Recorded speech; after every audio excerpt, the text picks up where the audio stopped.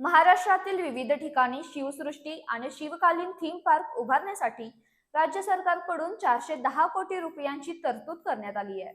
याच धर्तीवर कोल्हापुरात ही भव्य शिवसृष्टी संग्रहालय आणि शिवकालीन थीम पार्क उभारण्यासाठी निधी द्यावा अशी मागणी आमदार अमल महाडिक यांनी मुख्यमंत्री देवेंद्र फडणवीस यांच्याकडे केली आहे। कोल्हापूरचा शिवकालीन इतिहास आणि गड किल्ल्यांचे वैभव लक्षात घेता या प्रकल्पामुळे पर्यटनाला चालना मिळण्यासोबतच स्थानिकांना रोजगाराच्या संधी उपलब्ध होतील अशी भूमिका महाडिक यांनी मांडली। कोल्हापूर जिल्हा छत्रपती शिवरायांच्या पदस्पर्शाने पावन झालेला असून जिल्ह्यात अनेक ऐतिहासिक गडकिल्ले आहेत। पन्हाळगडाचा युनेस्कोच्या जागतिक वारसा स्थळांमध्ये समावेश झाला असून दरवर्षी पावनखिंड मोहिमेसाठी हजारो शिवभक्त कोल्हापुरात दाखल होतात।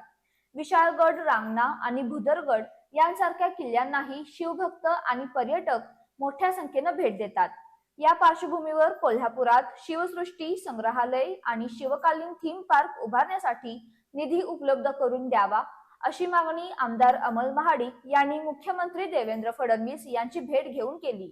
या प्रकल्पामुळे पर्यटकांना छत्रपती शिवरायांचा इतिहास आणि शिवकालीन संस्कृती जवळून अनुभवता येईल। तसंच स्थानिकांना रोजगाराच्या संधी मिळून ऐतिहासिक वारशाचं जतन आणि संवर्धन होण्यास मदत होईल अशी भूमिका महाडिक यांनी मांडली। यासोबतच विविध शासकीय विभागांची विभागीय कार्यालये कोल्हापुरात सुरू करण्याबाबतही त्यांनी मुख्यमंत्र्यांकडे मागणी केली। या मागण्यांवर सकारात्मक विचार करून योग्य ती कार्यवाही करण्याची ग्वाही मुख्यमंत्री देवेंद्र फडणवीस यांनी दिली।